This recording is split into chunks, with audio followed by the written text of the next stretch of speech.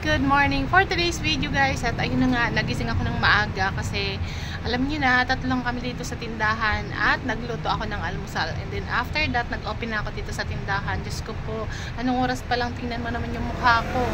Oily na, pwede na akong magsangag dito sa mukha ko. Cheers! So, yun na nga guys.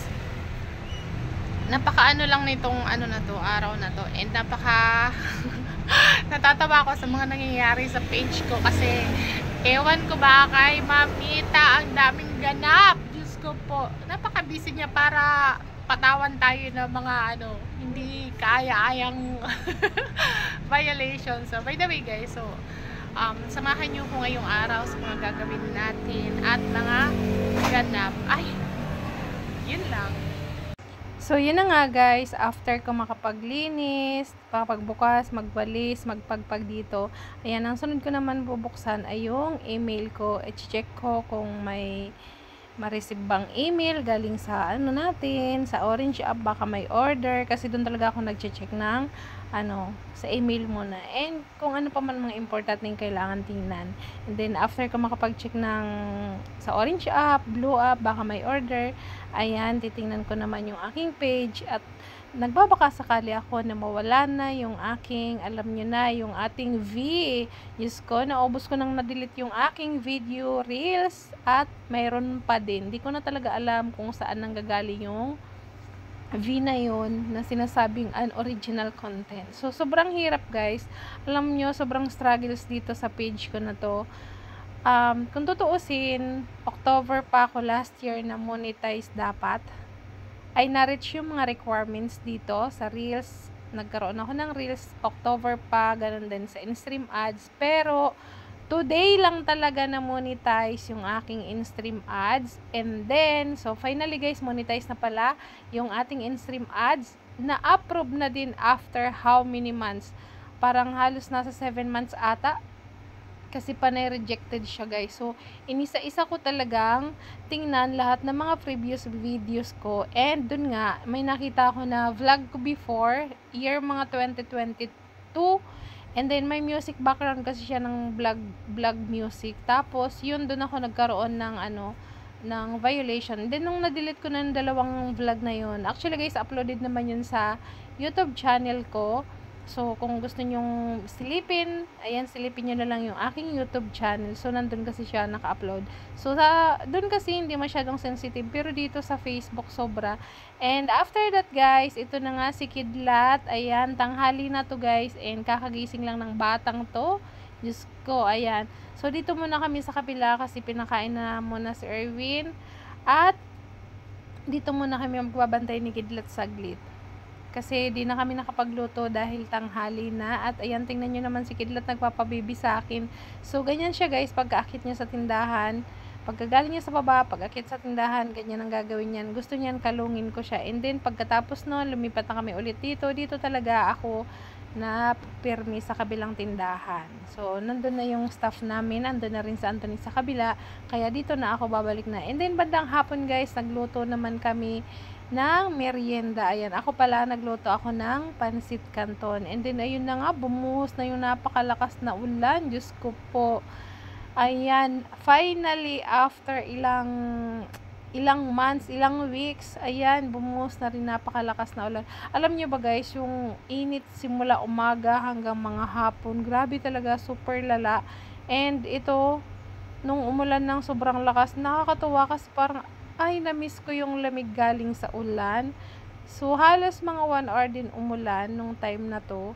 So, nakakatuwa lang kasi lumamig talaga yung panahon. And then, kahit nung madaling araw, umulan pa din. Kasi nagising ako ng mga 12 midnight and umuulan talaga pag silip ko sa bintana. Sabi ko nga kay Anthony, sabi ko, umuulan pala. Sabi niya, oo, kanina pa. Ang lakas nga ng ulan. And nakakatuwa, diba? Nakakamiss din. Pero for sure, mayroon na naman dyan, maiinis pag panay ulan na. O, reklamo na naman kayo. Ano ba yan? Panay ulan na naman. Ganyan tayo eh. Diba? Pagka mainit sobra, reklamo. Pagka panay ulan, reklamo. Pero sobra-sobra naman kasi guys. Pwede ba, Lord, pwedeng balansin na lang? wag naman yung sobrang madalas maulan. So, tapos wag naman sobrang super duper init kasi nakaka-drain talaga siya ng ng kaluluwa. Ay, kaluluwa. Hindi ba? Pag sobrang init talaga, alam nyo, panay pati masakit yung ulo ko. Mahina kasi ako guys sa sobrang mainit. So, sumasakit talaga yung ulo ko. Diyos ko po. Ayoko naman uminom ng gamot para lang sa sakit ng ulo pag sobrang init.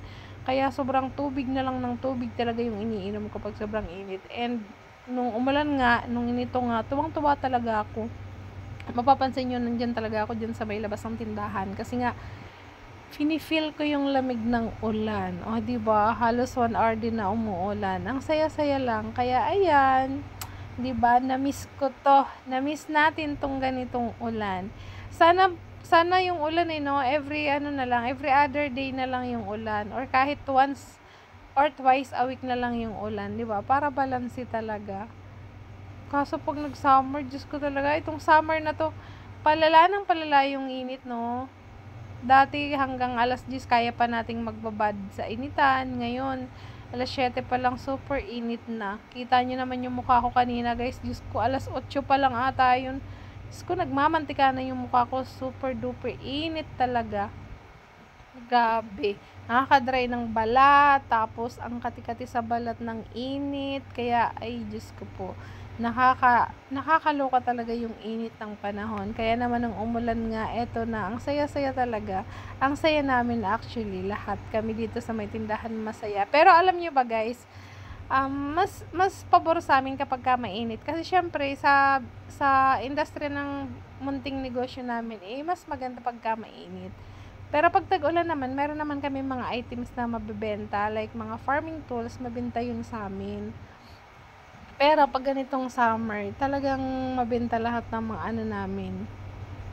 Hindi naman halos mabenta araw-araw kasi mayroon naman talagang tagtumal.